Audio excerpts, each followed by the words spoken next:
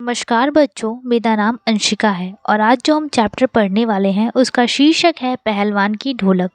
इस कहानी को फणीश्वर नाथ रेणु द्वारा लिखा गया है। तो चलिए कहानी को शुरू करते हैं। जाड़े के समय अमावस्या की रात ठंडी और काली होती है। मलेरिया और हैजे से पीड़ित गांव भयार्थ शिशु की तरह थर थर काँप रहा था। अंधेरी रात चुपचाप आंसू बहा रही थी। गांव की झोपड़ियों से कराहने और कह करने की आवाज़ें आ रही थीं। हरे राम, हे भगवान की टेर अवश्य सुनाई पड़ती थी। कुत्तों में परिस्थिति को भांपने की एक विशेष बुद्धि होती है। दिन के समय में वह सब गठरी की तरह सिकुड़ कर सोया करते थे, परंतु रात्रि में वह सब मिलकर रोते थे। रात्रि अपने भयानक रूप से चलती रहती थी, परंतु इस रात्रि को ललकारने की हिम्मत केवल एक में थी, और वो थी पहलवान की ढोलक। संध्या से लेकर प्रातः काल तक केवल एक ही धुन सुनाई देती थी। चट था, गिड़ था, चट था, चटाचट था, यानी भिड़ जा, उठाकर पटक दे। और यही आवाज़ उस मृत गांव में संजीवनी शक्ति भरती रहती थी। लुट्टन सिंह पहलवान, यूँ तो वह कहा करता था, लुट्टन सिंह पहलवान को होल इंडिया भर के लोग जानते हैं, किंतु उसके होल इंडिया की सीमा शायद एक ज़िले की सीमा के बराबर ही हो। ज़िले भर के लोग उसे अवश्य जानते होंगे।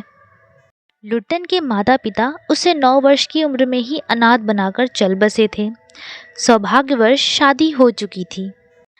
विधवा सास ने पाल पोस कर बड़ा किया। बचपन में वह गाय चराता, दूध पीता और कसरत किया करता था।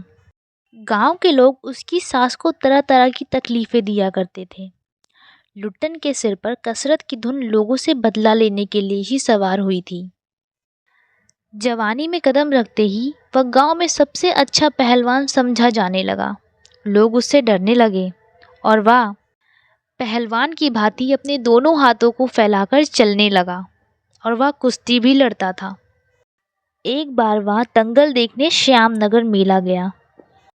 पहलवानों की कुश्ती और दांव पेच देखकर उससे रहा नहीं गया, और उसने बिना कुछ सोचे समझे दंगल में शेर के बच्चे को चुनौती दे दी।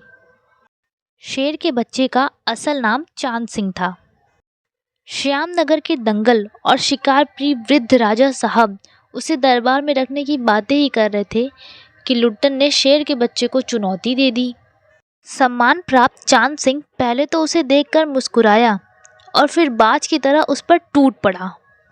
शांत दर्शकों की भीड़ में खलबली मच गई। लुट्टन बड़ी सफाई से आक्रमण को संभाल कर निकल कर उठ खड़ा हुआ और पैतरा दिखाने लगा। अंत में राजा साहब ने कुश्ती बंद करवा दी और लुट्टन को अपने पास बुलाया और समझाया। अंत में उसकी हिम्मत की प्रशंसा करते हुए 10 रुपए का नोट देकर कहने लगे, जाओ, मेला देखकर घर जाओ। दुहाई सरकार, पत्थर पर माथा पटक कर मर जाऊंगा, हमें लड़ने का हुक्म दे सरकार। वह हाथ जोड़कर गिड़गिड़ा रहा था। भीड़ अधीर हो रही थी। बाजे बंद हो गए थे। दर्शकों की मंडली उत्तेजित हो रही थी। कोई कोई लुट्टन के पक्ष में चिल्ला रहा था, उसे लड़ने दिया जाए। अकेला चांद सिंह मैदान में खड़ा व्यर्थ ही मुस्कुरा रहा था। पहली पकड़ में ही उसे अपने प्रतिद्वंदी की शक्ति का अंदाजा मिल गया था। विवश होकर राजा साहब ने आज्ञा दे ही दी। बाजे बजने लगे। दर्शकों में फिर उत्तेजना फैली। दुकानदार दुकान बंद कर कर दौड़े। चांद की जोड़ी, चांद की कुश्ती हो रही है। चट्ठा, गिरधा, बड़ी आवाज में एक ढोल जो अब तक चुप था बोलने लगा, धाक धिन्ना, धाक धिन्ना, अर्थात वाह पट्टे, वाह पट्टे। लुट्टन को चांद ने कसकर दबा लिया था। लुट्टन की आंखें बाहर निकल रही थी। उसकी छाती फटने को हो रही थी। सभी चांद को शाबाशी दे रहे थे। लुट्टन के पक्ष में सिर्फ ढोल की आवाज़ थी, जिसकी ताल पर वह अपनी शक्ति और दांव पेच की परीक्षा ले रहा था, अपनी हिम्मत को बढ़ा रहा था। अचानक ढोल की एक पतली आवाज़ सुनाई पड़ी, धाक ढिना तिरकट टिना, धाक टिना तिरकट टिना। लुट्टन को स्पष्ट सुनाई पड़ा। ढोल कह रहा था, दाव काट, बाहर हो जा। लोगों के आश्चर्य की सीमा न रही। लुट्टन दाव काटकर बाहर निकला और तुरंत लपककर चांद की गर्दन पकड़ ली। लुट्टन ने चालाकी से दाव और जोर लगाकर चांद को जमीन पर दे मारा। धिक धिना, धिक धिना, अर्थात चित करो, चित करो। लुट्टन ने अंतिम जोर लगाया। चांद सिंह चारों खाने चित हो गया। गिड़गिड़ धा, गिड़गिड़, अर्थात वाह बहादुर।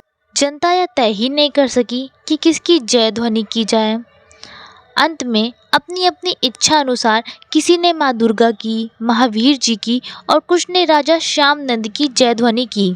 लुट्टन को राजा साहब ने न केवल पुरस्कार दिया बल्कि उसे अपने दरबार में सदा के लिए रख लिया। उसी दिन से लुट्टन सिंह पहलवान की कीर्ति दूर दूर तक फैल गई।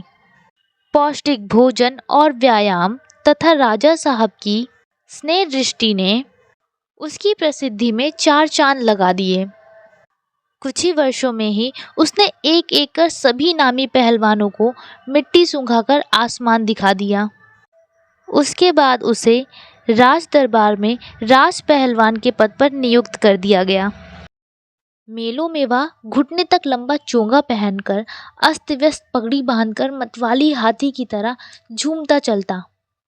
बल और शरीर की वृद्धि तो हुई परंतु उसकी बुद्धि बिल्कुल बच्चों के समान ही रह गई थी।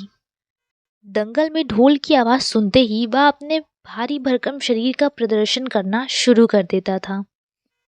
उसकी किसी से जोड़ी ही नहीं मिलती थी। यदि कोई उससे लड़ना भी चाहता था तो राजा साहब लुट्टन को आज्ञा ही नहीं देते थे। बूढ़े राजा साहब उसे देख देख कर मुस्कुराते रहते थे और यूं ही 15 वर्ष बीत गए। वह दंगल में अपने दोनों पुत्रों को भी लेकर उतरने लगा। लुट्टन की सास और बीवी दोनों की ही मृत्यु हो चुकी थी और उसके दोनों लड़के पिता की ही भांति गठीले और तगड़े थे। दंगल में दोनों को देखकर लोगों के मुंह से अनायास ही निकल पड़ता, वाह, बाप से भी बढ़कर निकलेंगे ये दोनों बेटे। दोनों ही लड़के राज दरबार के भावी पहलवान घोषित हो चुके थे, अतः दोनों का भरण पोषण दरबार से ही हो रहा था। वृद्ध राजा साहब स्वर्ग सिधार गए। नए राजकुमार ने विलायत से आते ही राज को अपने हाथों में ले लिया। दंगल का स्थान घोड़ों की रेस ने ले लिया। पहलवान तथा दोनों भावी पहलवानों का दैनिक भोजन व्यास सुनते ही राजकुमार ने कहा, टेरिबल। पहलवानों को साफ जवाब मिल गया, राज दरबार में उनकी आवश्यकता नहीं। उसी दिन वह ढोलक कंधों पर लटकाकर अपने दोनों पुत्रों के साथ अपने गांव लौट आया और वहीं रहने लगा। गांव के एक छोर पर गांव वालों ने एक झोपड़ी बांध दी। वहीं रहकर वह गांव के नौजवानों और चरवाहों को कुश्ती सिखाने लगा। खाने पीने का खर्च गांव वालों की ओर से बंधा हुआ था। गांव के किसान और खेतीहर मजदूर के बच्चे भला क्या खाकर कुश्ती सीखते। धीरे धीरे पहलवान का स्कूल खाली पड़ने लगा। अचानक से गांव पर भीषण संकट आ गया जिसके कारण अन्न की कमी हुई। तब मलेरिया और हैजा जैसी बीमारियों ने मिलकर गांव को भूनना शुरू कर दिया। गांव प्रायः सूना हो चुका था। घर के घर खाली पड़ रहे थे। रोज 2-3 लाशें उठने लगीं। इस भयभीत करने वाली रात्रि को केवल पहलवान की ढोलक ही ललकार कर चुनौती देती रहती थी। अवश्य ही ढोलक की आवाज़ में ना तो बुखार हटाने का कोई गुर था और ना ही महामारी की सर्वनाश शक्ति को रोकने की शक्ति ही। पर इसमें कोई संदेह नहीं कि मरते हुए प्राणियों को आँख मूंदते समय कोई तकलीफ नहीं होती थी। मृत्यु से वे डरते नहीं थे। जिस दिन पहलवान के दोनों बेटे क्रूर काल की चपेट में आए, असहनीय दर्द से छटपटाते हुए दोनों ने कहा, बाबा, उठा पटक दो वाला ताल बजाओ। चटाक चड्ढा, चटाक चड्ढा, सारी रात ढोलक पीटता रहा पहलवान। बीच बीच में पहलवानों की भाषा में उत्साहित भी करता था, मारो बहादुर। प्रातःकाल उसने देखा, उसके दोनों बच्चे जमीन पर निस्पंद पड़े हैं। दोनों पेट के बल पड़े हुए थे। एक ने तो दांत से थोड़ी मिट्टी खोद ली थी। एक लंबी सांस लेकर पहलवान ने मुस्कुराने की चेष्टा की थी। दोनों बहादुर गिर पड़े। उस दिन पहलवान ने राजा श्यामानंद की दी हुई रेशमी जांघिया पहन ली। सारे शरीर में मिट्टी मलकर थोड़ी कसरत की, फिर दोनों पुत्रों को कंधों पर लाद कर नदी में बहाया। लोगों ने सुना तो दंग रह गए। कितनों की हिम्मत टूट गई। तो रात में फिर पहलवान की ढोलक की आवाज प्रतिदिन की भांति सुनाई पड़ी। लोगों की हिम्मत दुगनी बढ़ गई। संतप्त लोगों ने कहा, दोनों पहलवान बेटे मर गए, पर पहलवान की हिम्मत तो देखो, 1.5 हाथ का कलेजा है। 4-5 दिनों के बाद एक रात को ढोलक की आवाज नहीं सुनाई पड़ी। ढोलक नहीं बोली। प्रातःकाल जब पहलवान के कुछ शिष्यों ने जाकर देखा तो पहलवान की लाश चित पड़ी थी। आंसू पोंछते हुए एक ने कहा, गुरुजी कहा करते थे कि जब मैं मर जाऊं तो चिता पर मुझे चित नहीं, पेट के बल सुलाना। मैं जिंदगी में कभी चित नहीं हुआ और चिता सुलगाने के समय ढोलक बजा देना। वह आगे बोल नहीं सका। इसी के साथ हमारी कहानी यहाँ समाप्त होती है। अगर यह एक्सप्लेनेशन आपको अच्छा लगा हो तो please like, share and subscribe our channel.